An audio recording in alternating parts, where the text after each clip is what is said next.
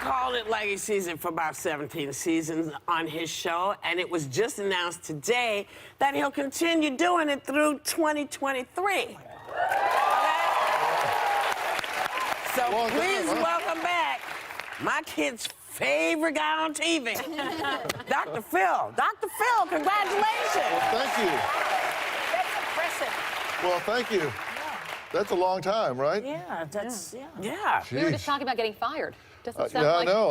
I wasn't exactly eye candy when I started. I'm going to look like an old catcher's mitt by then. You are not alone. Well, congratulations on so many seasons. Well, thank you, sincerely. Megan. But I want to get some advice from you, and I think the country does as well. Politics is so divisive. Obviously, we know what happened with several explosives sent to top Democrats. What do you think is happening with the psychological state just of us as a nation? You know, I think we're suffering from confirmation bias, to tell you the truth. And by that I mean confirmation bias is when we get so tunnel vision that we only seek information that confirms what we already believe. And the interesting thing about confirmation bias is when you bring someone evidence to the contrary of their belief, I mean rock solid, irrefutable evidence, you would think that they would say, well, okay, then I need to revisit that.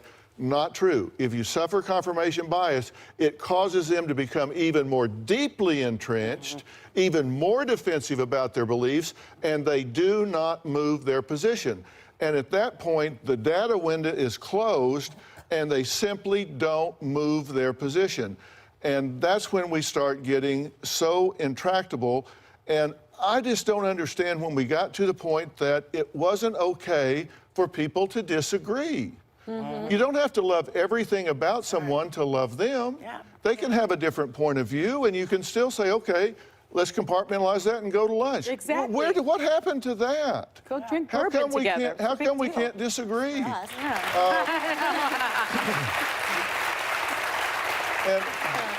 I know there's a lot at stake on some of these things, but we've been through a civil war and we got through it and we're still here.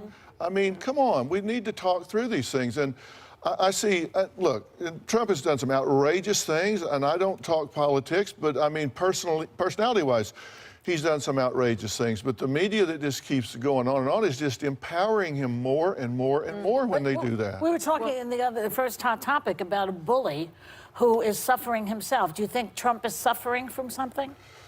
Well, who... Hurt people hurt people. Yeah, who knows? But clearly, he's being empowered by all of the attention. You don't give attention. I'm very basic. I think common sense is not common enough. And you simply don't reward bad behavior. And look at what is a person's currency. And if currency is attention, if you got somebody that feeds off of attention and you pay attention to an attention whore, then there's not much, but you can't do any of your news media. You have to pay attention. I want to shift gears for a second. And I'm saying anybody. I'm not talking about just the president or the president. I'm talking about anybody. Let me shift gears. We talk a lot here about whether or not Kanye West may be suffering from mental illness. He has said himself that he was diagnosed with bipolar and he's no longer taking his meds. Yet, given that the president is still having him come to the Oval Office and there are cameras everywhere, given that you're someone on television that deals with people that have illnesses, troubled people, do they have a responsibility not to exploit him if indeed he is suffering? Well, but is he indeed suffering? I mean, he seems to me to be well-oriented as to person, place, and time. Are his ideas eccentric? Depends on who you're talking to and when you're talking to him. But he seems to me to be highly functional. He's got a company. He's making money. He's doing transactions. He's very talented. He's making his music. I think he has to be accountable for what he says. I don't think that he is insane to the point that he has to be in a sheltered environment. If he is, then he should be institutionalized. If he's not, then he needs to be held accountable for what he's saying. He seems to me to be fully capable of owning what he says. All right, let's talk about Jamie Lee Curtis. She's a guest of the show a lot. We all love her. Love her. She's so talented. She's great. And she just said that she has an opioid addiction. She has one, had one. Of course, she has kicked it. And that no one knew. It was a secret. She calls getting sober her single greatest achievement.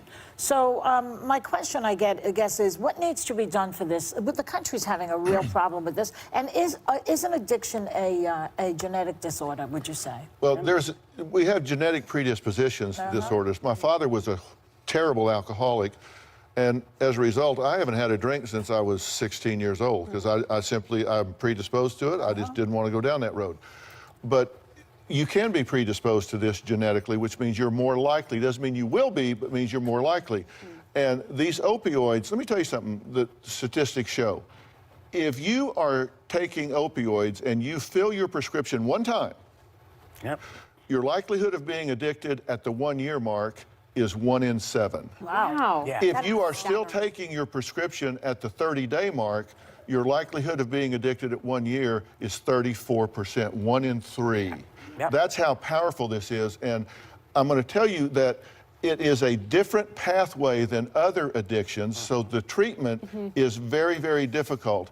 It hijacks the brain's, it shuts down the brain's use of endorphins. So you stop secreting endorphins, manufacturing endorphins, that suppresses pain. So when you start taking this pain medication, your body stops doing it on its own. And oftentimes these people that have been on these opioids for a long time, when they stop taking them, the endorphins kick in and the pain goes away. Wow. It just goes away when you stop taking the pain medication.